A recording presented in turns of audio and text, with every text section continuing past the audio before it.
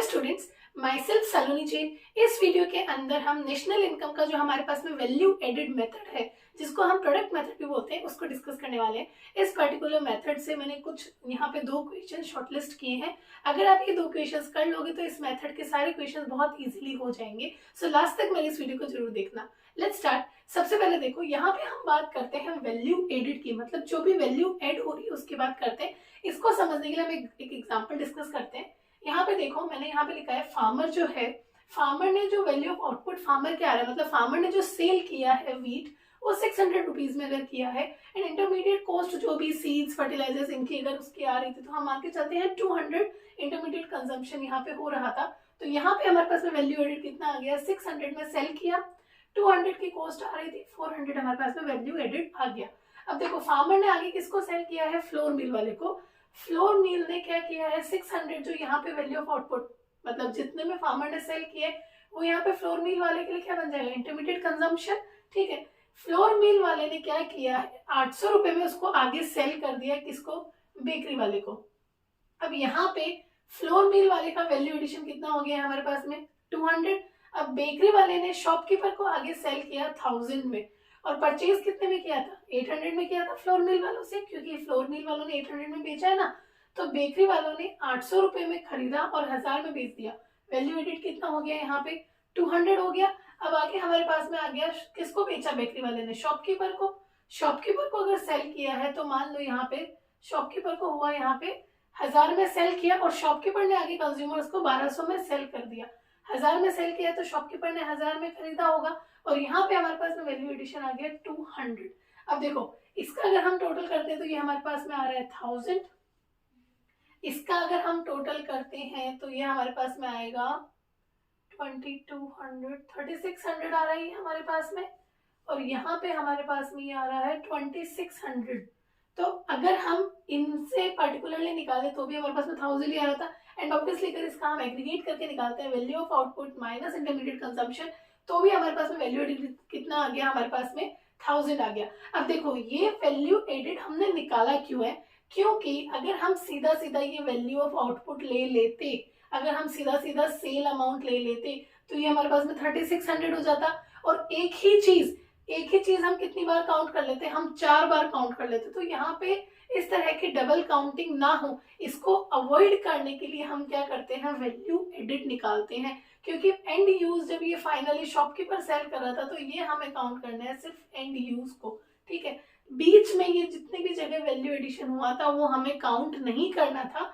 इसके चलते क्या किया हमने, यहाँ पे वैल्यू एडिट मेथड यहाँ पे आया। ठीक है, ताकि क्या हो, डबल काउंटिंग ना हो। डबल काउंटिंग ना हो उसको अवॉइड करने के लिए हमारे पास में ये है कि हम वैल्यू एडेड मेथड देखें, और हम यहाँ पे कंसिडर करते हैं एंड यूज को। जब फाइनली कंज्यूमर्स उसको कंज्यूम करते हैं तो हम उसको काउंट करेंगे, ऐसे हर बार उसको हर स्टेज पे काउंट नहीं करेंगे। ठीक है, ये हम इस मेथड में देखते हैं। अब देखो, इस मेथड का दूसरा नाम क्या है, प्रोडक्ट मेथड। अब प्रोडक्ट यहाँ पे किस चीज का हो रहा है, जो भी क्वांटिटी है उसको हम प्राइस से मल्टीप्लाई करेंगे, तभी तो यहाँ पे हमारे पास में वैल्यू ऑफ आउटपुट निकल के आती है, सेल वैल्यू, या फिर हम बोले वैल्यू ऑफ आउटपुट। वो हम कैसे निकालेंगे, क्वांटिटी इनटू प्राइस, मतलब आपने जितनी क्वांटिटी बेची है और जिस प्राइस पे बेची है, तो वो हमारे पास में आ जाएगा सेल्स। ठीक है, इसको हम क्या कहते हैं, जो हम यहाँ हमारे पास में क्वांटिटी इनटू प्राइस आती है, इसी से हम जीडीपी निकालते हैं। ठीक है, और हम बेच किस पे रहे, मार्केट प्राइस पे बेच रहे हैं। तो इस पर्टिकुलर मेथड से हमारे पास में जीडीपी एमपी निकल के आता है, जिसको हमें एडजस्ट करना होता है एनएनपी-एफसी तक। अब देखो, एनएनपी-एफसी तक हम एडजस्ट कैसे करेंगे, मैं इसको हटा देती हूँ। ये हमारे पास में आ गया है जीडीपी एमपी, इसको हमें एडजस्ट करना है एनएनपी-एफसी तक। तो देखो, ग्रॉस से नेट में जाने के लिए हम क्या करेंगे, माइनस डेप्रिसिएशन, जिसको हम कंजम्पशन ऑफ फिक्स्ड कैपिटल भी बोलते हैं। डोमेस्टिक से नेशनल पे जाने के लिए हम करते हैं प्लस एनएफआईए। यहाँ हमारे पास में मार्केट प्राइस है, हमें जाना है फैक्टर कॉस्ट। मार्केट प्राइस पे आने के लिए हमने इसमें टैक्सेस जोड़े होंगे और सब्सिडीज माइनस करी होगी। ठीक है, तो अभी हम इसका उल्टा कर देंगे, इसमें से हम वापस कर देंगे, माइनस करेंगे टैक्सेस और प्लस कर देंगे सब्सिडीज, या फिर हम बोल सकते हैं सीधा सीधा हम कर सकते हैं माइनस नेट इनडायरेक्ट टैक्सेस। ये हमारे पास में हो गया है इसका पूरा मेथड। अब देखो, इस पर्टिकुलर सिचुएशन के अंदर हमने जो भी वैल्यू एडेड निकाला वो कैसे निकाला, वैल्यू ऑफ आउटपुट से हमने निकाला इसको। वैल्यू ऑफ आउटपुट मतलब जो भी हमारे पास में सेल्स थी उसमें से हमने क्या कर दिया, इंटरमीडिएट कंजम्पशन माइनस कर दिया, तो हमारे पास में आ गया वैल्यू एडिशन। जो भी हुआ है वैल्यू एडिड हमने निकाल लिया। अब देखो ये जो सेल्स है जिसको हम वैल्यू ऑफ आउटपुट भी बोलते हैं, ये हम कैसे निकालेंगे? अगर हमारे पास में जितना स्टॉक था वो पूरा का पूरा सेल हो गया तब तो यही हमारे पास में फॉर्मूला रह जाएगा। लेकिन अगर वो पूरा सेल नहीं हुआ तो क्या करेंगे? तो जितना सेल हो गया है सेल्स प्लस जो बच गया हमारे पास में change in stock. Change in stock क्या होता है? जो भी हमारे पास में स्टॉक के अंदर चेंजेस आए हैं, closing stock minus opening stock से हमारे पास में चेंज इन स्टॉक निकलता है। देखो कहीं पे भी अगर चेंज निकालना होता है ना तो हम न्यू माइनस ओल्ड करते हैं, यही फॉर्मूला होता है। तो नया स्टॉक हमारे पास में जो क्लोजिंग आएगा वही हमारे पास में नया स्टॉक होता है, ओपनिंग स्टॉक हमारा पुराना हो चुका होता है। तो फॉर्मूला वही है हमारे पास में, न्यू माइनस ओल्ड, जिसको हम बोल सकते हैं closing stock minus opening stock. ये हमारे पास में क्या आ गया?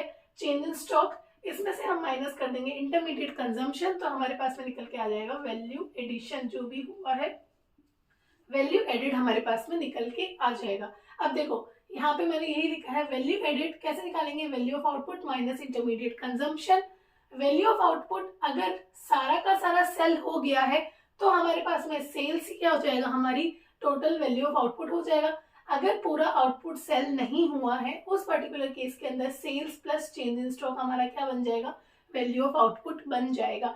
चेंज इन स्टॉक हम कैसे निकालते हैं? न्यू माइनस ओल्ड करते हैं, closing stock minus opening stock. Intermediate consumption जो है उसके अंदर हम लेते हैं value of non factor inputs. Factor inputs नहीं आता है। फैक्टर इनपुट्स क्या होता है? जो लैंड, लेबर, कैपिटल, एंटरप्रेन्योर होती है उसकी कॉस्ट यहाँ पे नहीं आएगी, सिर्फ नॉन फैक्टर इनपुट कॉस्ट ही आएगा इंटरमीडिएट कंजम्पशन में। एक दो क्वेश्चन के अंदर कंफ्यूज करने के लिए फैक्टर इनपुट कॉस्ट भी दी हुई है, उनको नहीं लेना होता है। यहाँ पे ध्यान रखना है, इस जगह पे गलती कर सकते हो, सिली मिस्टेक्स हो सकती है, यहाँ पे बहुत ध्यान रखना है। हमें फैक्टर इनपुट्स की कॉस्ट नहीं लेनी है, हमारे पास में सिर्फ नॉन फैक्टर इनपुट्स की ही कॉस्ट हमें लेनी है। ठीक है, ये तो हो गया इस पर्टिकुलर मेथड के अंदर जो भी हमारे पास में फॉर्मूलाज था, जो भी ये थे ये हमने डिस्कस कर लिया। कुछ प्रिकॉशंस हमें रखने होते हैं इस पर्टिकुलर मेथड के लिए। उसके अंदर देखो ये प्रिकॉशंस है, यहाँ पे कंफ्यूज नहीं होना है। कुछ भी अगर पॉइंट आता है तो हमें ये पूछना है खुद से, ask whether there is increase in flow of goods and services। क्या गुड्स एंड सर्विसेज के फ्लो के अंदर कुछ इंक्रीज हुआ है? अगर कुछ इंक्रीज हुआ है तो ऑब्वियसली वैल्यू एडिड मेथड के अंदर वो काउंट हो जाएगा। अगर गुड्स एंड सर्विसेज के अंदर कुछ भी इंक्रीज नहीं हुआ, मतलब किसी भी तरह का नया प्रोडक्शन अगर नहीं हुआ है तो काउंट नहीं होगा। लेट्स डू, देखो सबसे पहले हमारे पास में है value of sale and purchase of second hand goods.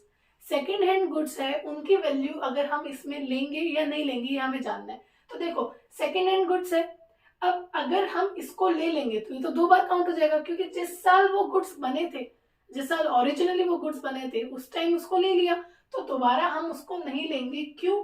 क्योंकि किसी भी तरह का न्यू प्रोडक्शन नहीं हुआ है। There is no new production of goods and services, किसी भी तरह का नया प्रोडक्शन नहीं हुआ है। ये जो सेकेंड हैंड गुड्स है ये ऑलरेडी काउंट हो चुके हैं उस साल के अंदर जहाँ पे ये बने थे, जिस साल में ये बने थे उस साल में ये ऑलरेडी काउंट हो चुके हैं। सेकेंड है हमारे पास में commission brokerage earn on sale and purchase of second hand goods. अब देखो कमीशन ब्रोकरेज ये सब सर्विस रेंडर किया उसके लिए मिला है, तो यहाँ पे तो इनकम जनरेशन हुई है, सर्विसेज रेंडर की गई है, तो ये काउंट होगा क्योंकि यहाँ पे सर्विसेज रेंडर हुई है। ठीक है, थर्ड हमारे पास में आता है own account production of goods and services. मतलब वो क्या है, जैसे फॉर एग्जांपल कार्स है, तो जो कार मैन्युफैक्चर करता है वो कार खुद भी तो कंज्यूम कर सकता है, ठीक है। या फिर मान लो कोई फार्मर है वो एग्रीकल्चर प्रोड्यूस करता है, तो यहाँ पे उस केस के अंदर कुछ एग्रीकल्चर प्रोड्यूस वो घर पे भी काम में लेता है। तो जो भी प्रोडक्शन हुआ है अगर उसमें से कुछ सेल्फ कंजम्पशन के लिए रख लिया है तो वो काउंट होगा। क्यों? क्योंकि अगर वो प्रोडक्शन, पहली चीज तो वो जो प्रोडक्शन हुआ था वो मार्केट में सेल करने के लिए हुआ था, अलग से तो प्रोडक्शन हुआ नहीं था, उसी में से हमने कुछ सेल्फ कंजम्पशन के लिए निकाल लिया है। ठीक है, अगर हम उसका प्रोडक्शन खुद नहीं करते तो हम कहीं और से खरीद के लेके आते, इसलिए अगर ओन अकाउंट प्रोडक्शन हुआ है तो वो यहाँ पे काउंट हो जाएगा क्योंकि प्रोडक्शन तो हुआ है, production of goods and services यहाँ पे हुई है। ठीक है, नेक्स्ट है वैल्यू ऑफ इंटरमीडिएट गुड्स। देखो इंटरमीडिएट गुड्स की वैल्यू तो नहीं आएगी क्योंकि डबल काउंटिंग हो जाएगा। अगर हम इंटरमीडिएट गुड्स को लेने लग जाएंगे तो डबल काउंटिंग हो जाएगा। हम सिर्फ एंड यूज देखते हैं, हम एंड यूज देख के ही गुड्स को यहाँ पे लेते हैं। जो फाइनल गुड्स होते हैं हम सिर्फ उसी की वैल्यू कंसिडर करते हैं। नेक्स्ट है हमारे पास में imputed rent on owner occupied house. अगर कोई हाउस है उसको ओनर ने ऑक्यूपाई कर रखा है तो उसमें जो इम्प्यूटेड रेंट है इसको हम इम्प्लिसिट कॉस्ट के अंदर भी कंसिडर करते हैं। तो क्या ये कंसिडर होगा? हाँ, ये डेफिनेटली कंसिडर होगा, क्योंकि इसके अंदर कुछ ना कुछ रेंटल वैल्यू डेफिनेटली थी, तो यहाँ पे ये कंसिडर होगा। ठीक है, इम्प्लिसिट कॉस्ट अगर कुछ आती है तो वो भी यहाँ पे कंसिडर होगी। लास्ट है हमारे पास में सर्विसेज फॉर सेल्फ कंजम्पशन, जैसे सर्विसेज ऑफ हाउसवाइफ्स है, तो क्या वो कंसिडर होगा क्या? तो वो यहाँ पे कंसिडर नहीं होगा। ऑल्दो यहाँ पे सर्विसेज है, ठीक है, production of goods and service हम बात कर रहे थे, यहाँ पे सर्विस दी जा रही है, सर्विस सरेंडर हो रही है, लेकिन फिर भी ये काउंट नहीं होगा, क्योंकि इसका हम एस्टिमेशन ही नहीं लगा सकते, एस्टिमेट नहीं कर सकते हैं। वी कैन नॉट एस्टिमेट, हम इसको एस्टिमेट नहीं कर सकते, इसलिए ये काउंट नहीं होगा। ठीक है, ये हमारे पास में कुछ प्रिकॉशंस थे। प्रिकॉशंस के अंदर कंफ्यूज नहीं होना है। किसी भी तरह का कोई क्वेश्चन आता है, सबसे पहले खुद से पूछो कि क्या किसी भी तरह का इंक्रीज हुआ है flow of goods and services के अंदर। अगर हुआ है तो डेफिनेटली वो काउंट हो जाएगा, अगर नहीं हुआ है तो नहीं होगा। बस एक सर्विस वाला केस है जहाँ पे सर्विस रेंडर भी हो रही है, लेकिन वो नहीं काउंट होगा क्योंकि उसका कुछ भी एस्टिमेशन नहीं लगाया जा सकता है। ठीक है, अब हम करते हैं ये क्वेश्चंस को सोल्व। तो सबसे पहला क्वेश्चन हमारे पास में है, हमें सेल्स निकालनी है। ये जो हमारे पास में ये जो बुक है, मैंने इसी बुक से क्वेश्चंस लिखे हैं। ठीक है, ये जो मैक्रो इकोनॉमिक्स की बुक है इसी से मैंने लिखा है। एंड पेज नंबर 442 पे जो हमारे पास में क्वेश्चन नंबर 5 है वो मैंने यहाँ पे लिखा है। देखो, हमें गिवन है net value added factor cost, हमें NVAFC गिवन है। ठीक है, हमें पता है इस पर्टिकुलर वैल्यू एडेड मेथड से हमारे पास में निकल के आता है GDP-MP। तो सबसे पहले क्या करना है, जो हमारे पास में क्वेश्चन में गिवन है NVAFC गिवन है तो वो हमने यहाँ लिख दिया। हमारे पास में इस पर्टिकुलर मेथड से क्वेश्चन देख के हमें पता चल गया कि कौन सा मेथड है, वैल्यू एडेड मेथड है। तो यहाँ से हमारे पास में क्या निकल के आने वाला है, GDP-MP। अब हमें इनको इक्वल करना है, ये अभी इक्वल नहीं है, हमें इनको इक्वल करना है। तो देखो, ग्रोथ से नेट पे जाने के लिए हम क्या करेंगे, इसमें से माइनस करेंगे डेप्रिसिएशन। ठीक है, अब इसके बाद में हमारे पास में है ये मार्केट प्राइस पे है और हमें जाना है फैक्टर कॉस्ट पे। ठीक है, अगर मार्केट प्राइस से फैक्टर कॉस्ट पे जाना है तो हम क्या करेंगे, यहाँ पे हम माइनस कर देंगे नेट इनडायरेक्ट टैक्सेस को, हम क्या करेंगे, माइनस कर देंगे। अब देखो, GDP-MP का फॉर्मूला क्या होता है, यहाँ पे कंफ्यूज नहीं होना। ये जो NVAFC है ना, इसको आप एक तरीके से NDP-FC की तरह ही ट्रीट करो। ठीक है, तभी आप इसमें कंफ्यूज नहीं होगे। ठीक है, ऑल्दो वहां पे लिखना आपको NVAFC ही है, पर इसको ट्रीट आपको NDP-FC की तरह करना है ताकि आप इससे कंफ्यूज ना हो जाओ। GDP-MP निकालने का फॉर्मूला हमारे पास में क्या है, ये रहा हमारे पास में फॉर्मूला। वैल्यू एडेड हम कैसे निकालेंगे, value of output minus intermediate consumption, इससे हमारे पास में GDP-MP निकलेगा। वैल्यू ऑफ आउटपुट हम कैसे निकालते हैं, sales plus change in stock. अगर सारा का सारा प्रोडक्ट अगर सेल नहीं हुआ है तो sales plus change in stock minus intermediate consumption, ये हमारे पास में बन गया वैल्यू एडेड का फॉर्मूला। इसके अंदर हम लिख देंगे minus depreciation minus net indirect taxes, तो ये हमारे बराबर हो जाएगा NVAFC के। ठीक है, सबसे पहले तो ये फॉर्मूला बना लेना है, इसके अंदर किसी भी तरह का कंफ्यूजन नहीं होना चाहिए। अब देखो, जो वैल्यू हमसे पूछी है उसकी जगह रख दो x, सेल्स पूछा है तो सेल्स की जगह लिख दो यहाँ पे x।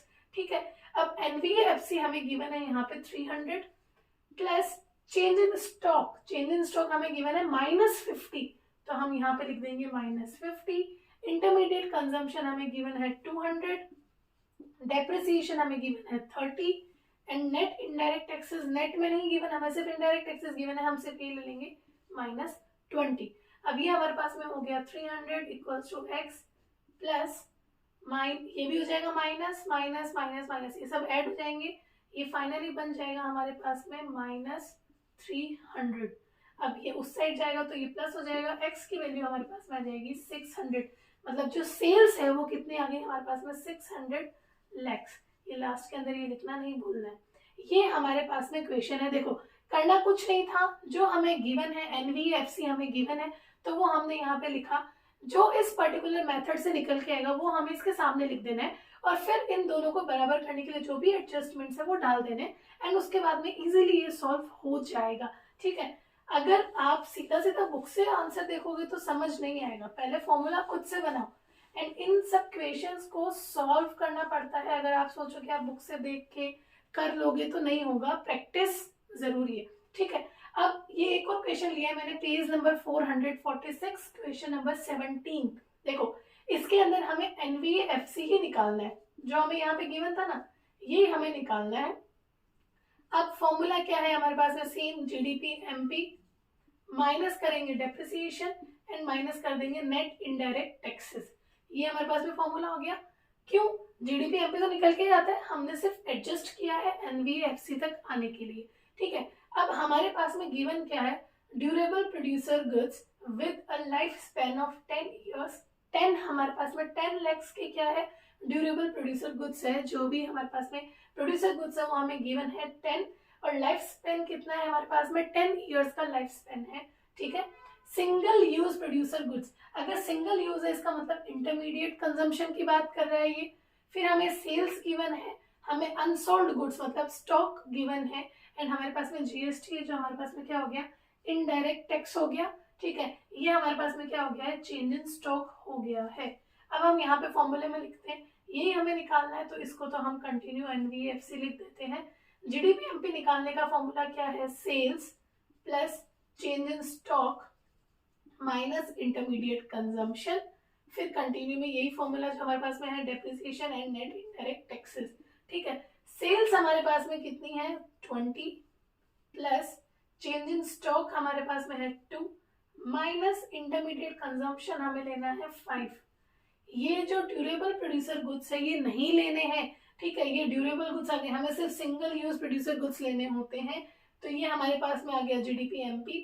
अब हमें चाहिए यहाँ पे डेप्रिसिएशन। डेप्रिसिएशन क्वेश्चन में गिवन नहीं है, ऐसा नहीं सोचना है, डायरेक्टली गिवन नहीं है, इनडायरेक्टली इसमें इंफॉर्मेशन गिवन है।